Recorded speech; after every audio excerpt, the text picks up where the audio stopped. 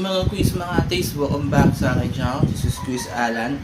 At yun araw, magbibigay ako ng reaction dito sa mainit na topic o issue sa showbiz ngayon na involve na naman ang isa sa mga hosts or actually hindi lang siya but the whole cast ng noontime show ng ABS-CBN at ng GMA Network na It's Showtime. This is my take on the issue about this scene. And based to sa napanood ko, I did my own research rin. Pina-slow motion ko yung scene na yun. And this is what I observed. So, nung pagdating nung guy, si Axel, nung parang nag-approach na siya ng parang ganyan, tinasing yung kamay niya, parang based to sa mga nababasa ko rin, they call it boy code ata, ng parang boy code ng mga lalaki towards babae. So, I have no idea dyan. Mga Gen Z atang may alam siya, yung ganun. Then, nagtaas rin ng kamay yung girl, si Christine, and parang nag-shake sila doon. And yung guy, hindi niya binitaw yung kamay. So, this is the right hand. Pagka ganun, hindi niya binitawan, then siya yan lumapit sa girl on her left side. And, base ito sa slow motion na I saw, yung girl, umiwas yung mukha niya, iniwas niya yung mukha niya, then I also saw itong which part, left pala ng girl ay yung hinawakan ng guy, di ba? Parang kita niya, na-push niya yung chest part ng lalaki. So, based from that scene, it's very easy for people who saw that scene ay magre-react talaga and magugulat na, oops, parang off ata yun. Once nakita mo yung ganong scene, of course, normal reaction ng people who would see that ay yung magugulat, magre-react. And kung ano man ang reaction ng mga host, especially ni Vice Ganda, and even the viewers, and not only in the audience, but also sa bahay, same ang reaction. Bakit? It was a very awkward scene na bibihira makita sa ganong sitwasyon. And that time, like yung na-explain ko kanina, yung process, yung pangyayari, it was totally awkward. And that's why nag-react mga hosts. And nagsalita si Vice Ganda about it. And may mga nasabi siya about it na to call out the guy, diba? To call out Axel about his action. And ako, aminin ko, may part siya, especially the later part, nung lalo paalis na yung guy, na alam natin, may sobrang napahiya sa nangyari.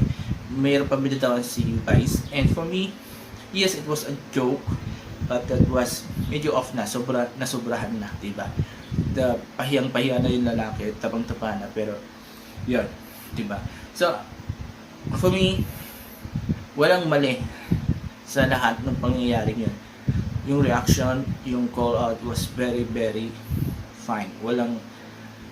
Hindi siya mali para sa akin. And we don't have the right to decision yung mga host na nag-react, especially si Vice, because kung hindi siya magko-call out or hindi niya i-call out yung guy, bababas rin siya ng mga taong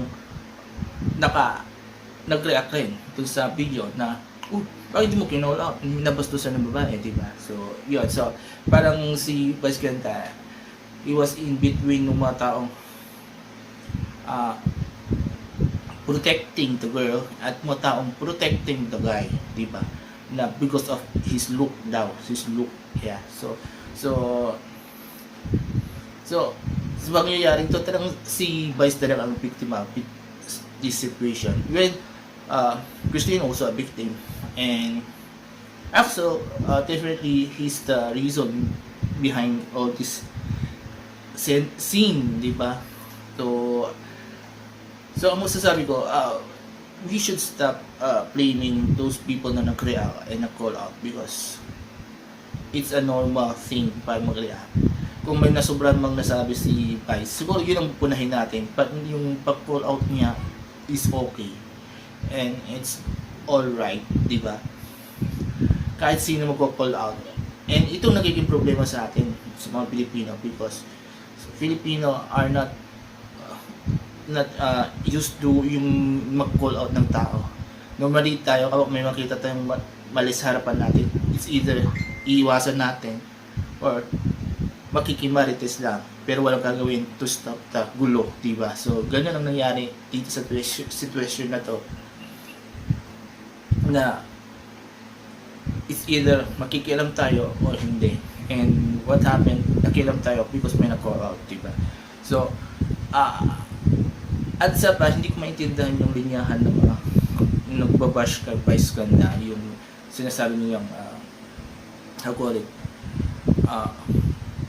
double standard siya kasi okay sa kanya yung kay Jazz pero kay Axel hindi, because Jazz is a good looking one and Axel was ordinary looking one. I don't wanna say pangit kasi hindi naman pangit na si Axel, it's more ordinary looking guy. So parang it's unfair to use that kasi yung naging reaction ni Vice, like I said earlier, yung naging reaction ni Vice at ng mga host at even mga audience na naniniwala kay Vice sa naging reaction niya is because they reacted on the action ng babae.